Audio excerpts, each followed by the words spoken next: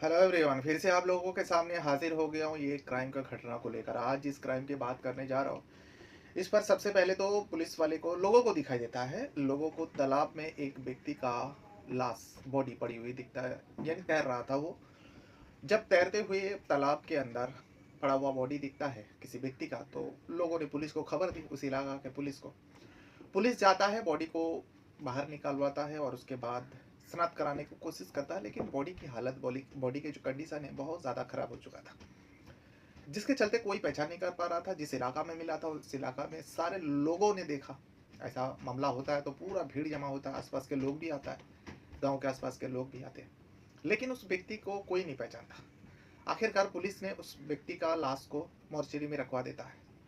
अब mortuary house में रखवा देता है, उसके बाद इंतजार करता है जो कोई तो रिपोर्ट दर्ज कराएगा, और उस इलाका से पूछताछ भी किया पुलिस ने, जो कोई तो ऐसा होगा जो पता लगाओ या किसी का गुमशुदगी हो। आसपास के थाने में भी जो पुलिस ने जानकारी जुटाई, लेकिन ऐसा कुछ मामला नहीं था। आखिरकार 2 दिन यानी 72 घंटा बीत जाने के बाद पुलिस फैसला करता है, 3 दिन बीत जाने के बाद, क्योंकि बॉडी बॉडी का कंडीशन तो बहुत ज़्यादा खराब था और मोर्चरी में रखा हुआ था। पुलिस सोचता है कि कोई तो बॉडी को क्लेम करने नहीं आ रहा और ना ही कोई किसी ने स्नात किया। अज्ञात व्यक्ति के ऊपर मामला दर्ज करते हैं और इस बॉडी को भी अज्ञात मानकर पोस्टमार्टम करा लेता है, और कराने के बाद उस बॉडी का अंतिम संस्कार भी कर देते हैं पुलिस। एक कार्रवाई के तहत जो पुलिस करता ही है। किसी का अगर पहचान ना हो, स्नात ना हो, तो पुलिस आखिरकार इस नतीजे पर पहुंचता है। लेकिन पोस्टमार्टम करा लिया था। अब उसके बाद खामोश हो जाता है। ये मामला किसी को कुछ पता ही नहीं था, लेकिन वहाँ पे अंदर ही अंदर पुलिस पता करने की कोशिश कर रहा था, जो कोई तो गुमशुदगी का मिसिंग रिपोर्ट लिखवाने आएगा। फिर 2 दिन बाद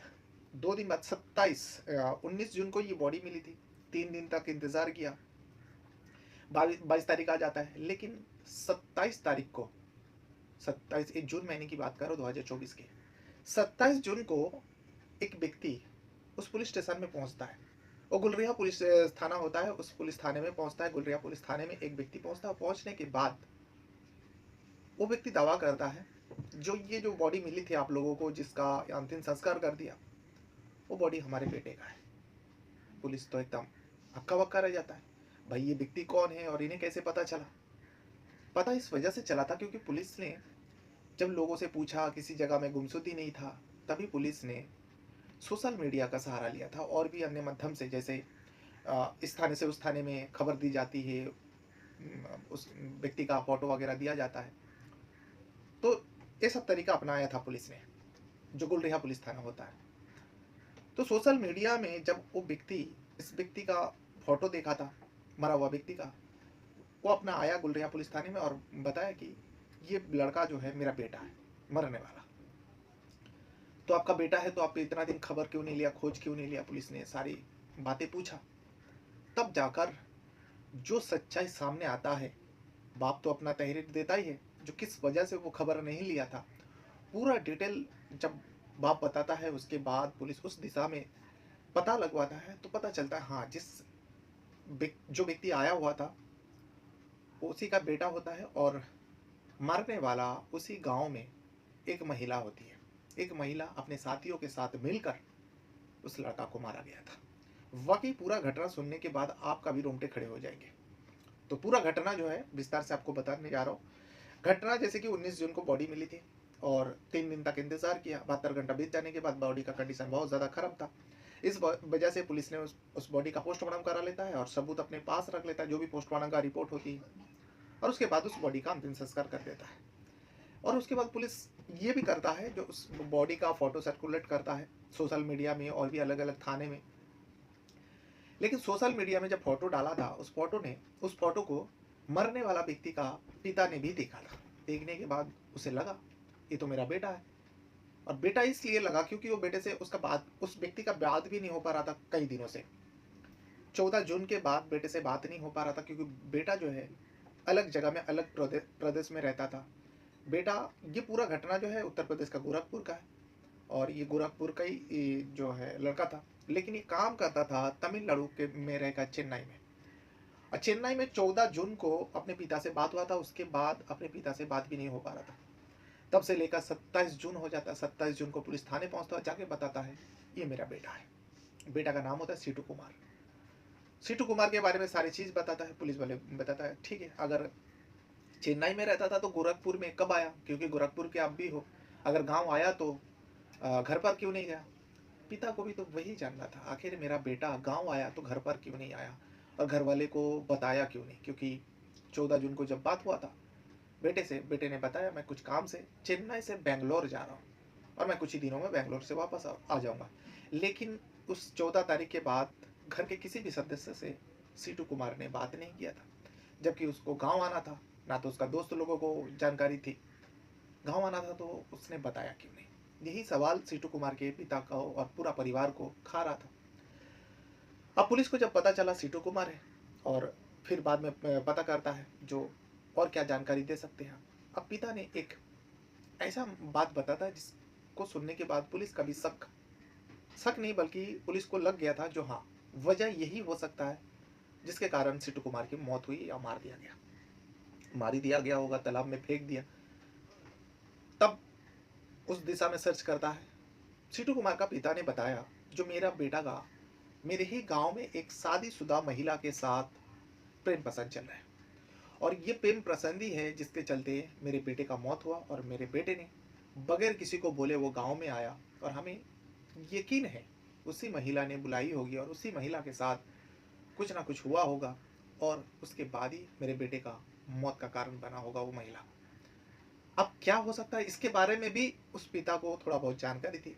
पिता ने बताया वो जो महिला है किसी का पत्नी रहते हुए भी मेरे बेटे के साथ उसका प्रेम पसंद चल रहा था, लेकिन मेरा बेटा जब काम के सिलसिले में चेन्नई चला जाता है तब उस महिला का अपने ही रिश्ते में भांजे लगने वाला एक लड़का से प्रेम पसंद शुरू हो जाता है, और मुझे डाउट ही नहीं पूरा यकीन है उसी लड़का और उस महिला ने मिलकर ही मेरे बेटे को मारा है।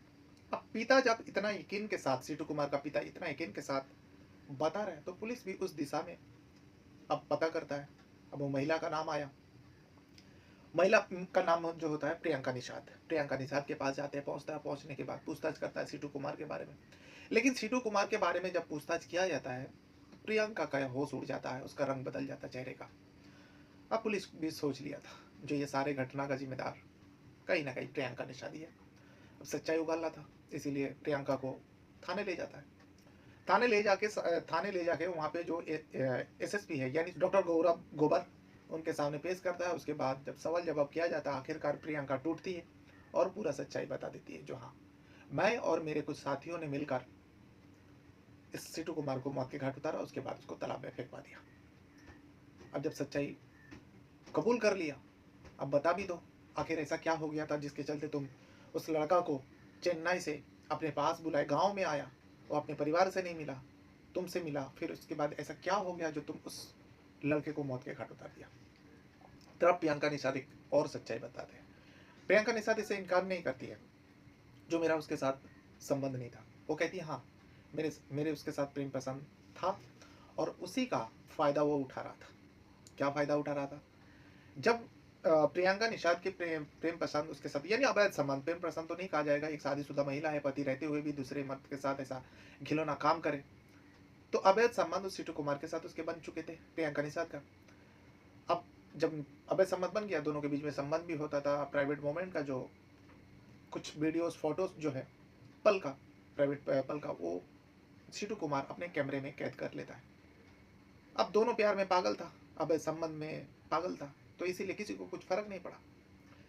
लेकिन सीटू कुमार को काम के लिए चेन्नई जाना था, वो चेन्नई चला गया। यहाँ पर प्रियंका निषाद जो है दूर के रिश्तेदार में भांजे लगने वाला एक लड़का होता है विजेंद्र निषाद। विजेंद्र निषाद जो प्रियंका निषाद का भांजा लगता है, उसके साथ भी प्रियंका निषाद का अवैध संबंध शुरू हो जाती है। अवैध संबंध के बारे में सीटू कुमार को पता चलता है चेन्नई में रहेगा। सीटू कुमार अब रोड़ा बन रहा था जो तुम ये क्या कर रही हो, तुम्हारे भांजे के साथ ऐसा रिश्ते में हो। तो इसमें प्रियंका निषाद कहती है जो तुम होते कौन हो मुझे रोकने वाले, टोकने वाले। तब दोनों में अनबन हो जाती है। अब सीटू कुमार कहता है अगर ऐसा ही है तो तुम मुझे अगर छोड़ना चाहती हो तो तुम मुझे आसानी से नहीं छोड़ सकती। तुम्हें तो उस विजेंद्र कुमार यानी तुम्हारा भंजा से ही तुमको रिश्ता अलग करना पड़ेगा, उसे ही छोड़ना पड़ेगा, तुमको मेरे साथ रहना पड़ेगा और मेरे साथ जो रिश्ता तुम कायम कर रहे हो उसी रिश्ते में बनाए रखना पड़ेगा, नहीं तो वरना तुम्हारे लिए खराबी होगा, तुम्हारे लिए बहुत बुरा होगा। मेरे पास कुछ तस्वीर है, कुछ वीडियोस है, मैं उसे वायरल कर दूंगा। ये सीटू कुमार ने जो है प्रियंका निषाद को धमकी देता था और उसी के आधार पर प्रियंका निषाद जो है मजबूर हो रही थी सीटू कुमार का बात मानने पर। अब सीटू कुमार ऐसा धमकी देता था तो निषाद ने, जो प्रियंका निषाद है, अपने भांजे विजेंद्र निषाद को बताती है जो ऐसा ऐसा है, तुम्हारे साथ मैं रिश्ता कायम करती हूँ। इसके बारे में सीटू कुमार को पता चला और सीटू कुमार धमकियाँ दे रहे। अब मैं क्या करूँ? विजेंद्र निषाद बताता है अगर ऐसा ही है तो सीटू कुमार को सबक सिखाना पड़ेगा। लेकिन उसे कैसे सबक सिखाएंगे? वो तो चेन्नई में है और ये लोग गोरखपुर में रह रहा था। तब विजेंद्र निषाद अपने मामी को, प्रियंका निषाद को बताता है जो एक काम करो, तुम कैसे भी करके सीटू कुमार को बुलाओ और इसके बारे में उसके घर वाले को भी पता नहीं चलना चाहिए जो तुमसे मिलने आ रहे हैं। प्रियंका निषाद भी विजेंद्र निषाद के बातों को मान जाती है और एक प्लान के तहत प्रियंका निषाद जो है सीटू कुमार को चेन्नई से बुला लेती है। जो तुम आ जाओ, तुम इतना दूर रहोगे और इतना दिन मुझे छोड़ के रहोगे तो मैं क्या करूँ? तुम्हें तो मुझे मेरा फिक्र ही नहीं है। अगर इतना ही प्यार करते हो, इतना ही तुम्हें बुरा लगता है तो मुझे टाइम दो, मेरे पास आओ। यानी प्रियंका निषाद जो है बहला फुसला के सीटू कुमार को चढ़ाया और सीटू कुमार भी प्रियंका निषाद के बात पे आ जाते हैं और वो सारे लोगों को झूठ बोलता है। जिस जगह पर चेन्नई में रहकर काम कर रहा था उस जगह के लोगों को झूठ बोलता है, अपने परिवार को झूठ बोलता है, जबकि उसी गांव में आना था जिस गांव का वो सीटू कुमार था, क्योंकि उसी गांव में वो महिला रहती। अपने परिवार को भी झूठ बोला। अपने परिवार से जब बात हुआ तो सीटू कुमार ने बताया मैं कुछ काम के लिए चेन्नई से बेंगलोर जा रहा हूँ और कुछ ही दिन में मैं फिर चेन्नई लौटूंगा।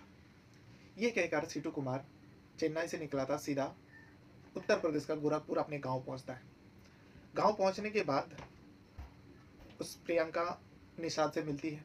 मिलने के बाद अब प्रियंका निषाद एक प्लान के तहत एक सुनसान इलाका में लेके गया था और उससे पहले ही जो है प्लान रचा हुआ था। विजेंद्र निषाद अपने दो साथी आकाश और शिव कुमार को भी साथ में मिला लिया था। प्रियंका निषाद तो थी। प्रियंका निषाद और सीटू कुमार जब उस सुनसान इलाका में पहुंचता है, 14 जून की बात है ये, 14 नहीं बल्कि 15 जून की बात है ये। 15 जून को जब उस जगह पर जाता है, जाने के बाद दोनों में बातचीत होती है। प्रियंका निषाद कहती है जो मेरा जो फोटोज वीडियोस तुम्हारे पास है उसको डिलीट कर दो, तुम क्यों क्यों मुझे धमकाते हो इतना। लेकिन सीटू कुमार को लग गया था, उसे प्लान के तहत बुलाया था और ये सब हटाने के लिए मांग कर है। अगर मैं डिलीट कर दूंगा तो प्रियंका निषाद मेरी बात नहीं सुनेगा। तो सीटू कुमार कहता नहीं, मैं किसी भी कीमत पर ये जो फोटो वीडियो मेरे पास है मैं इसे डिलीट नहीं करूंगा। तभी विजेंद्र निषाद, आकाश और शिव कुमार भी आ जाता है। आने के बाद सुनसान इलाका था, रात के वक्त था, सीटू कुमार को दबोच लेता है और प्रियंका के आंखों के सामने सीटू कुमार को मौत के घाट उतार देता है। अब मौत के घाट उतार देने के बाद डंडा से पीटा गया। अब उसका पहचान मिटाने के लिए सारे उसके पास जो भी सबूत था, उसका पर्स वगैरह जो भी था सब कुछ ले लेता है। लेने के बाद एक तालाब में सीटू कुमार के बॉडी को उठाकर फेंक देते और सब अपने अपने घर चले जाते जैसा कुछ हुआ ही ना हो, सब अपना अपना जिंदगी। लेकिन यहाँ पे जब सीटू कुमार के पिता को, फिर सीटू कुमार के पिता बार बार फोन कर रहा था, अपने बेटे से बात नहीं हो पा रहा था, कई दिन बीत चुका था, तो परेशान हो गया। तभी और सोशल मीडिया में ये पुलिस वाले ने जो पोस्टर डाला था उसे देखा। फिर पुलिस स्टेशन जाता है, जाने के बाद बताता है जो बॉडी सोशल मीडिया में डाला गया, जिसके बारे में जानकारी नहीं मिली थी, वो मेरा बेटा है। इस तरीके से पूरा घटना सामने आता है और प्रियंका निषाद खुद बयान करती है। इस तरीके से सीटू कुमार को मारा गया और मारने वाला मेरा भांजा विजेंद्र निषाद, उसका दो दोस्त आकाश और शिव कुमार, तीनों का भी नाम बता देती है। और तीनों का नाम बताने के बाद पुलिस उन तीनों को भी हिरासत में लेता है। प्रियंका का तो पहले से हिरासत में ले चुके थे और चारों को जेल भेज देता है। लेकिन इस हत्याकांड में एक सच्चाई तो सामने आता है, दो सच्चाई इसमें सामने आता है जो हर इंसान को जानना जरूरी है। जैसे कि अवैध संबंध, किसी शादीशुदा महिला के साथ किसी के साथ भी अगर अवैध संबंध हो, ये ज़्यादा दिन तक नहीं टिकती है। ये जब इस अवैध संबंध के बारे में खुलासा होती है तो बदनामी तो दूर की बात, किसी ना किसी का जान भी जाती है। अगर भी सच है, जो जो लोग भी ऐसा घिनौना हरकत करते हैं उन लोगों को समझना चाहिए। और दूसरी सच्चाई जो है, जैसे कि प्रियंका निषाद का नाम आया, प्रियंका निषाद के ऊपर जैसे ही आँच आई, पुलिस ने पकड़ा, प्रियंका निषाद जो है सारे साथियों का नाम बता देता है। विजेंद्र का नाम लेता है, आकाश और शिव कुमार जो विजेंद्र का दोस्त है इस मर्डर में शामिल था, साथ दिया। इसीलिए हमेशा कुछ भी काम करने से पहले उस काम के बारे में सोचना इंसान के लिए बहुत ज़्यादा ज़रूरी है। जो ये कौन से काम करने के लिए बोल रहा है, इसका अंजाम क्या होगा। किसी को मारना है, मारकर उसका बॉडी को किसी जगह पे ठिकाना लगाना है, ये सारे काम तो गैर कानूनी है। एक ना एक दिन खुलासा होएगा, और जब खुलासा होगा, जो साथ देने वाला है वो भी नहीं बच पाएगा। ये इंसान को हमेशा अपने ज़हन में रखना चाहिए। बहरहाल ये था वो पूरा घटना जो उत्तर प्रदेश का गोरखपुर और चेन्नई से जुड़े हुए थे। चेन्नई का बस नाम आया, लेकिन पूरा घटना जो है उत्तर प्रदेश गोरखपुर का ही घटना था। और जिस पुलिस थाने में ये केस दर्ज हुआ था, जिस पुलिस थाने में बॉडी को कब्जे में लिया था, उस पुलिस थाने का नाम है गुलरिहा पुलिस स्टेशन। अपने साथ साथ अपना परिवार का भी बहुत ज़्यादा ख्याल रखिएगा। इस वीडियो को यहाँ तक देखने के लिए आपका बहुत बहुत धन्यवाद करता हूँ। कुछ कहना है, कुछ बताना है तो वीडियो के कमेंट बॉक्स में आप अपना राय ज़रूर दीजिएगा। Thank you very much.